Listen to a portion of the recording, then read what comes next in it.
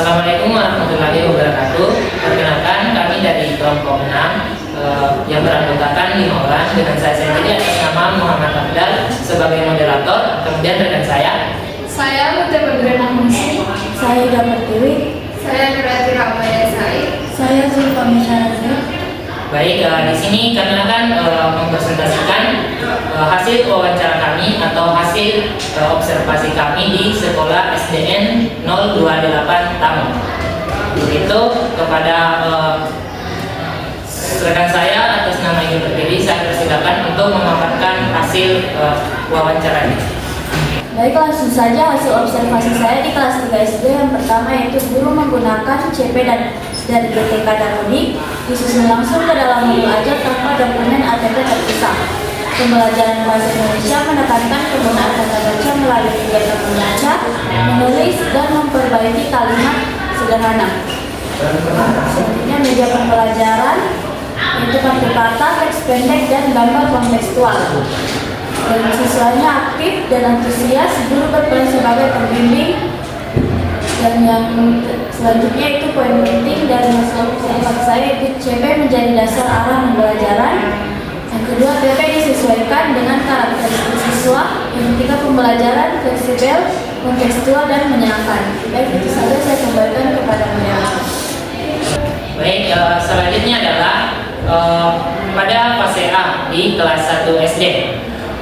Pada hasil observasi saya, siswa berada pada tahap awal literasi dan numerasi dengan kemampuan beragam. Guru menyesuaikan pembelajaran menggunakan permainan, lagu, dan ice breaking agar siswa fokus. Kemudian CP dan ATP disusun berdasarkan kemampuan nyata siswa. Tidak hanya menyamping dari dokumen resmi, pembelajaran bersifat fleksibel dan berpusat pada siswa.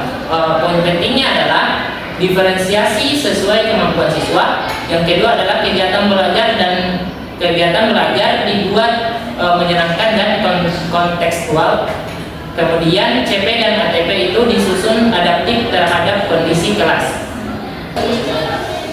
Baik, hasil wawancara saya di kelas 4 SD yaitu proses penyusunan dimulai dari CP, ATP, sampai PP. Setiap CP memiliki struktur materi tersendiri dan dapat dijabarkan menjadi beberapa tujuan pembelajaran atau TP. Guru juga terlibat dalam pendampingan dan pengganti guru utama untuk memahami penerapan kurikulum di lapangan. Poin pentingnya yaitu penyusunan pembelajaran mengikuti alur logis dari CP ke TP. Setiap CP dapat memiliki beberapa tujuan pembelajaran. Kolaborasi dan pendampingan meningkatkan pemahaman penerapan kurikulum merdeka. Sehingga itu saja saya kembalikan kepada moderator. Baik, selanjutnya akan dilanjut oleh rekan saya. Saya persilakan. Dari hasil wawancara saya di fase B kelas 4 SD, inti hasil observasi yaitu penyusunan CP dan ATP dilakukan secara kolaboratif antar guru lintas kelas 1 sampai 4 untuk menjaga kesinambungan antar fase. ATP disusun kontekstual berdasarkan kebutuhan siswa. Guru mengikuti pelatihan pembelajaran mendalam untuk memperkuat penerapan kurikulum merdeka. Poin pentingnya yaitu kolaborasi antar guru sangat penting dalam penyusunan CP dan ATP. Pembelajaran disesuaikan dengan kondisi nyata di kelas. Pelatihan guru mendukung pemahaman dan penerapan kurikulum merdeka. Terima kasih, saya kembalikan ke moderator. Untuk pemaparan hasil observasi kami yang terakhir akan dilanjutkan oleh rekan saya. Saya persilakan. Baik, inti hasil observasi pada fase C kelas 6 SD, pembelajaran IPA topik bagaimana tubuh kita bergerak menggunakan pendekatan inquiry dan penemuan inquiry based dan discovery learning. Guru memfasilitasi siswa membuat replika tangan dari karton, sedotan, dan benar untuk memahami sistem gerak secara konkret. Pembelajaran mengaitkan konsep ilmiah dengan aktivitas sehari-hari dan menggunakan media digital seperti video anatomi. Siswa dilatih berefleksi, berkolaborasi, dan berpikir kritis. Poin pentingnya yang pertama pada C CP disusun berdasarkan elemen kompetensi, IPAS, dan karakter siswa. Yang kedua, ATP dikembangkan bertahap dari mengenal organ gerak hingga memahami sistem otot, sendi, dan tulang.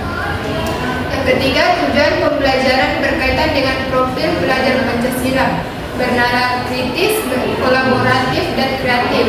Yang keempat, integrasi lintas disiplin dalam pembelajaran PJOK, SPDP, Bahasa Indonesia, dan Matematika. Dan terakhir, penyusunan CP ATP diharapkan untuk membangun alur berpikir ilmiah dan bermakna, bukan sekedar urutan materi. Sekian dari saya kembalikan ke moderator.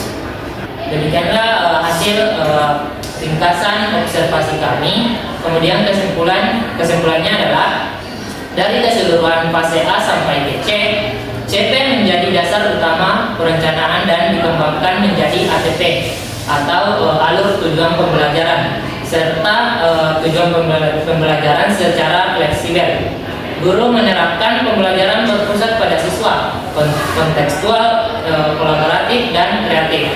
Kemudian proses penyusunan CP sampai di ATP dilakukan dengan mempertimbangkan karakteristik siswa, diferensiasi, serta integrasi lintas bidang ilmu. Kemudian dalam tantangan utama masih pada ketersediaan modul